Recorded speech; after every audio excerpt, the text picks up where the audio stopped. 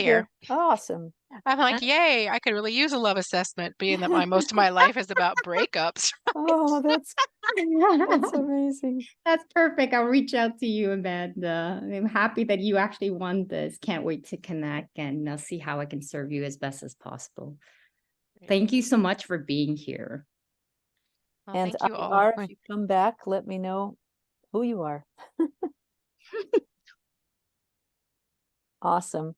Well, we are a little bit early, but I wanted to just say that I hope if anybody has anything else they would like to ask, you've got our undivided attention. Or we still have one or two speakers here from earlier today. Yeah, and there's a question and answer period as well. If people want to ask any question from the presentation that was given before, we'll do our best to answer. And if we can't answer it, we'll make sure those questions goes to the speaker that was speaking on that topic. Thank you for reminding me of that. That would be Jackie Finneman or Rosalind Sadaka, or Tish Loeb, the estate planning attorney, or Dr. Pappernow. If you had questions that you did not and get myself, they have questions as well on her presentation. Yeah. Oh, right. We also presented. We did speak. I know we tend to forget about ourselves. Yeah, we do. For instance, I know that some people didn't realize the handouts were in the dashboard, and not all of them, not all of us had all of our handouts in the dashboard, just because it was not possible to put them all there at that moment. But we do have the capacity to send them to you. If you wanted to put your emails in the chat will stay up for a while. And I will be happy to email you what handouts you missed from my presentation. And there was also one from Rosalind Sadaka's video presentation that she had emailed us to share with you, which she gave us rather last minute, so we didn't get to put that in the dashboard, but we could also email that to you. That's about child-centered, the child-centered divorce presentation. So no other questions? I'm surprised. I will give them a few minutes, and then we can put our farewell music on. Yes, exactly. So IR is still here, been here from the beginning. B and Tish is here. Zoom user, not sure who that is. But okay, let's we're gonna do a close-up on this. Shannon, thank you so much. Everyone, Amy, Amanda, Sarah, Tish, B, IR, and everyone else, David and Mary, and a whole bunch. Jackie was here. Dr. Pepperman was Dr. Pappernow was here as well. So I keep saying peppermint. I'm so sorry. It's like the peppermint is in, but it's that's okay.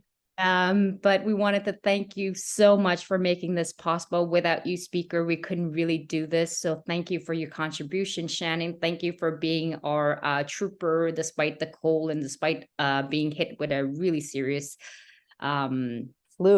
unfortunate flu, but you're here and making it possible. She's a trooper. I want to give her a special round of applause. Yeah. For tomorrow, did you want it to maybe list out for people for tomorrow what they can expect in terms of talk, so that they have an idea? Sure. But also there is a question for you, Ree. I don't know if you saw it in the chat. Let's see. I'm so sorry. B said Dr. Peppernow. Name sounds like Dr. That's funny. Peppernow. Yes, sorry. Okay, let's see. I wanted to ask Ree, what have you found to work well for people who try to do no contact to hold to reducing contact for their ex, or a relationship that don't work well, since people get anxiety or feel like heavy attachment and get really attached like a drug or with oxytocin? So this is coming from B, I guess. So if I understand the question properly, and please be just, I hope I'm saying your name properly. Make sure that I understand the question. Do you want to come on live and then ask me the question? I wasn't sure if I don't want to misunderstand your question. So basically, how do you stay away from contact from that relationship if there's a huge attachments to it? Is that what I'm understanding? Maybe she stepped away. Ree, I wanted to mention that your presentation had gotten cut off. Yes. Did you want to try, and since we have more extra time today, did you want to try and do the rest of it today, or do you want to wait? Or are we No, going I'm to just gonna wait do till it tomorrow? tomorrow. I'm too Okay. exhausted today. I'm gonna Okay. do it tomorrow at We'll do it 3 tomorrow. o'clock, like I said. Okay. But I do really want to answer the question. So if I'm going to start answering that question for B, I don't know if she's there, but from what I understood, is that how do you actually avoid staying in contact with the person when there is a huge attachment with regards to that ex that you may be, I mean, sometimes when someone, It's I mean, attached very sometimes when easily. someone gets attached very easily, and it is very difficult to hold to those boundaries due to the ex or due to attention or requests or other things. The very first thing is really getting clear, be on why you should not be in contact with the person. So it has to come down to a decision making for yourself. I know the temptation is really, really big, big time, but you got to be clear. Why is this person no longer good to be in my life in terms of keeping that contact and that attachment still be a part of my life? You really get to list out, you have to list out those reasons. And I know sometimes those reasons we tend to remember. What you really need to be aware of is that our mind tends to only remember all of the good moment and all of the things we miss about that person. And we like to be in denial and forget about all of the horrible things they make us live through. And not that they're a bad person or you're a bad person. It's just that the two of you guys together is not a good fit. And so it's important to constantly be reminded of that and really make a decision. As much as I want to for this person to have that connection, but maybe right now give yourself like the chance, like if you're really tempted and you tend to fall to that, try like if every single day, if you can just avoid the contact, do it a little bit at a time. And so once you're clear and you make the decision, this person is no longer to be in my life. Once you're clear on that, it makes it a little bit easier to break off on the attachment. But so long as I've said in my presentation, you're ambiguous, you're like yes and no, you're always going to be a sway to go and reach out to that person again.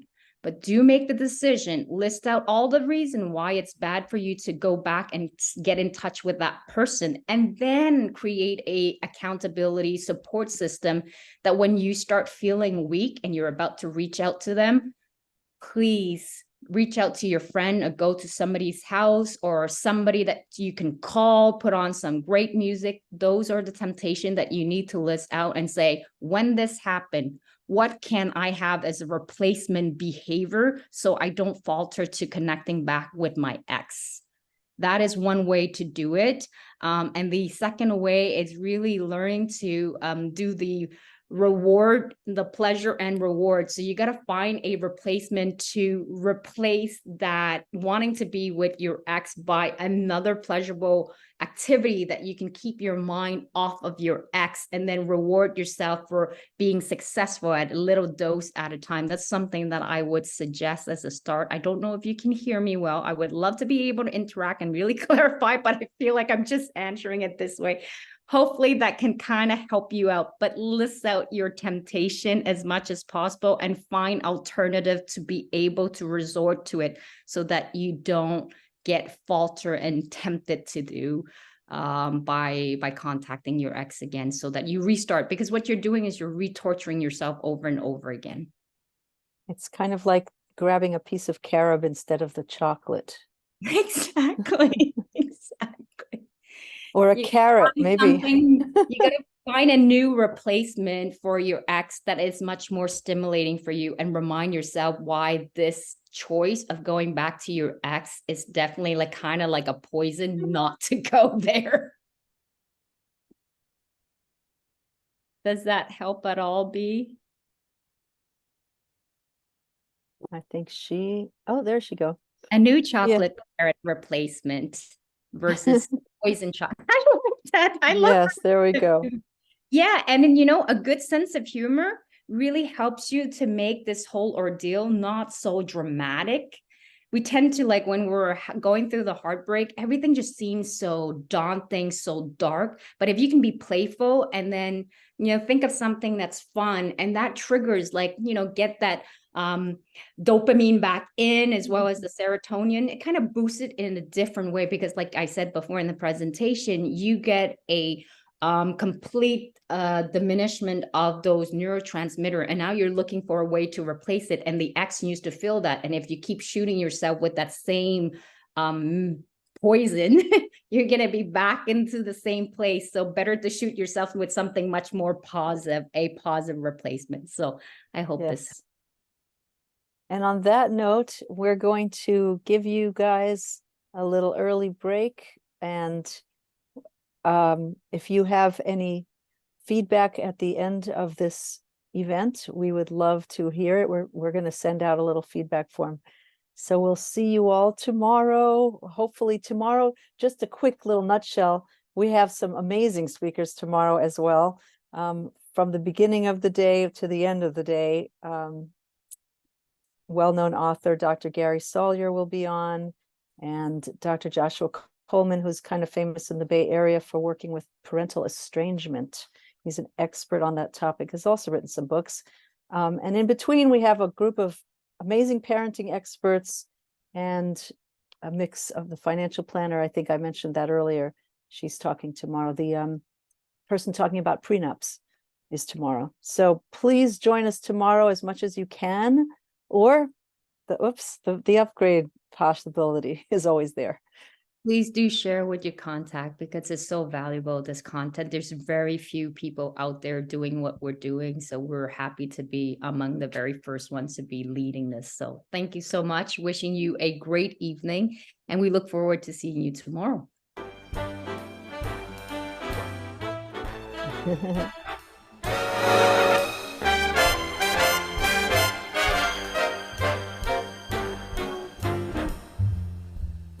Out of the tree of life.